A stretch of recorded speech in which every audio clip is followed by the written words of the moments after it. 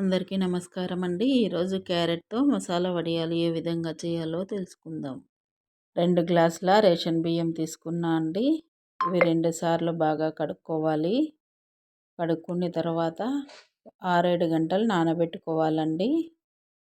నీళ్ళొంచేసి వేరే నీళ్ళు పోసుకొని 6, 7 గంటల సేపు నానబెట్టుకోవాలి. నేను నైట్ అంతా నానబెట్టుకున్నా అండి. మనం ఏ గ్లాస్‌తో బియ్యం తీసుకున్నామో అదే గ్లాస్‌తో ఒక గ్లాస్ బియ్యానికి 8 గ్లాసుల వాటర్ తీసుకోవాలండి. నేను టోటల్‌గా 2 గ్లాసుల బియ్యానికి 16 గ్లాసుల వాటర్ తీసుకున్నాను.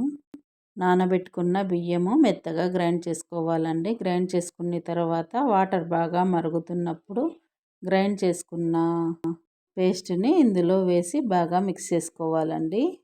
కొద్దిగా కల్లుప్పు తీసుకున్నాను. జీలకర్ర, మిరప విత్తనాలండి తీసుకున్నాను. క్యారెట్లు 2 తురిమి వేసుకున్నా అండి. వేసుకొని బాగా మిక్స్ చేసుకోవాలి. ఒక 5 నిమిషాలు ఉడికించుకోవాలండి. కాటన్ క్లాత్ తడిపి వేసుకున్నా అండి. వేసుకొని ఇలా వడియాలన్నీ పెట్టుకున్నాను.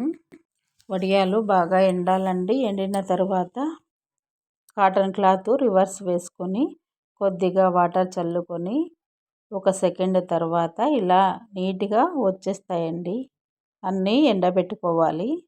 ప్యాన్ తీసుకొని డీప్ ఫ్రైకి సరిపడా ఆయిల్ పెట్టుకొని ఆయిల్ బాగా వేడిగా ఉన్నప్పుడే వడియాలు వేసుకోవాలండి. అన్నీ ఇలా వేసుకున్న